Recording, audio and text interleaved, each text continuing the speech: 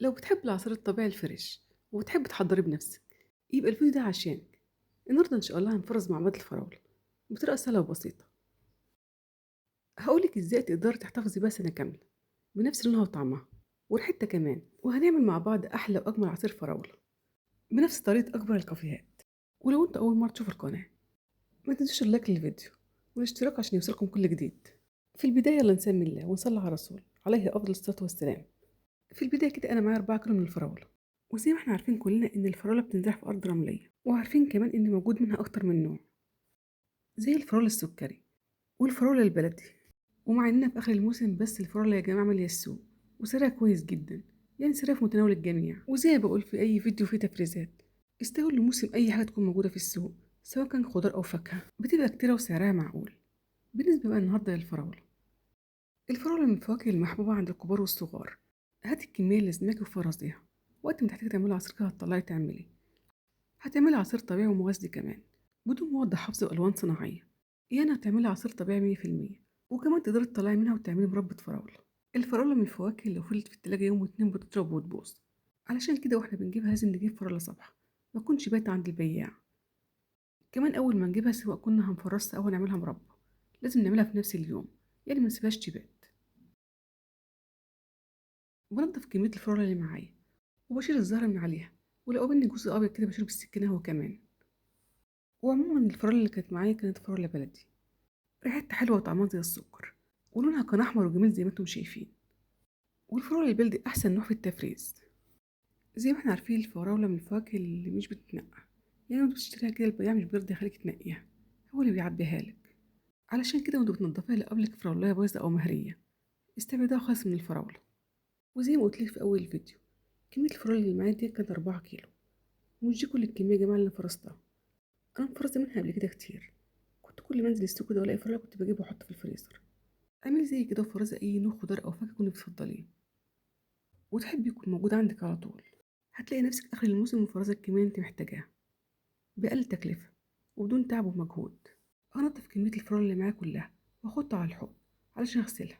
ومش معنى اني اغسلها اني احط عليها ميه كده واشطفها وخلاص، لا ده انا هجيب طبق او بوله غويطه واحط فيها الفراوله واحط عليها ميه وهغسل الفراوله وهنشيلها من الميه، وهكرر العمليه دي مرتين تلاتة لحد ما اتاكد من نظافه الفراوله كويس.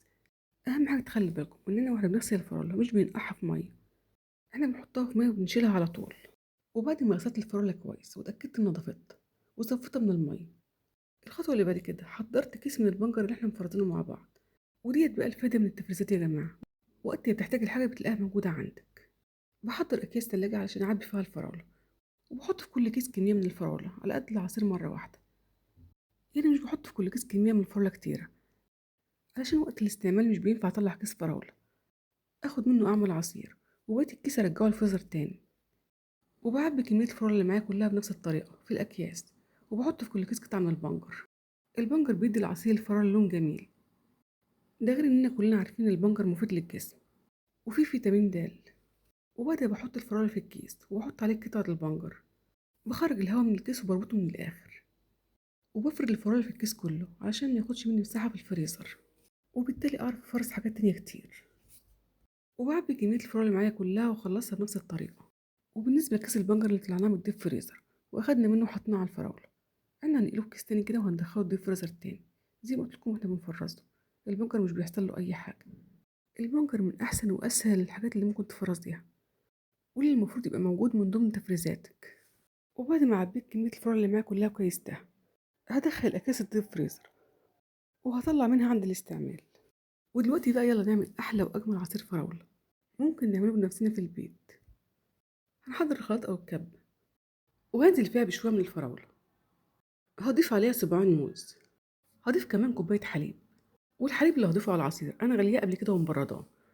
الحليب اللي انا مستخدماه في العصير ده كان حليب فلاحي، يعني لازم قبل ما نستخدمه للشرب او لاي عصير لازم نغليه قبل كده ونبرده. ممكن تستبدلي كوبايه الحليب دي بكوبايه حليب مبستر. تمام. هضيف كمان كوبايه ميه. بالنسبه للتحليه بقى انا حطيت معلقتين كبار مليانين من السكر، انت ممكن تستبدليهم بمعلقتين عسل ابيض. وهشغل الكبه واضرب العصير. وبالنسبه لاضافه السكر دي اضافه نسبيه او حسب الرغبه، يعني انت ممكن تزودي اكتر من كده سكر. بالنسبه لي كانوا معلقتين سكر مظبوطين جدا. علشان الفراولة اللي معايا كانت طعمها حلو ومسكرة، وكمان أنا بحب أحس طعم الفاكهة أكتر في العصير.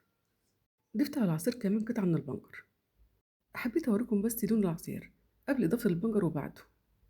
العصير قبل ما أضيف عليه البنجر كان شكل، وبعد ما ضفت عليه البنجر بقى شكل تاني خالص، وبقى لون العصير أحمر وجميل زي العصير اللي بنشربه بره بالظبط، ويمكن أحلى كمان.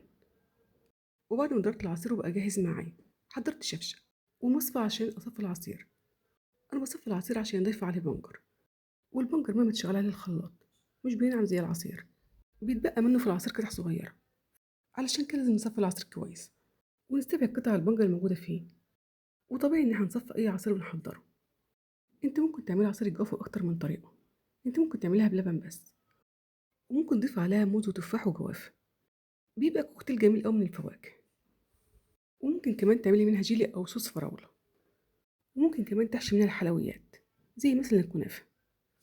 يعني في النهاية استخدامات الفراولة كتير، مش متوقفة بس على العصير. يعني انت لسه في الموسم بتاعها، هيوفر علينا كتير. ده غير انها طول السنة تبقى موجودة عندك، وقت ما تحتاجها تطلعي وتعملي، مش لسه هتروح تشتريها من بره بالغالي. والله أعلم بتبقى متفرزة ازاي. جايبة حاجتك بنفسك وأصلها ومنضفاها كويس، وكمان ضمن نظافتها.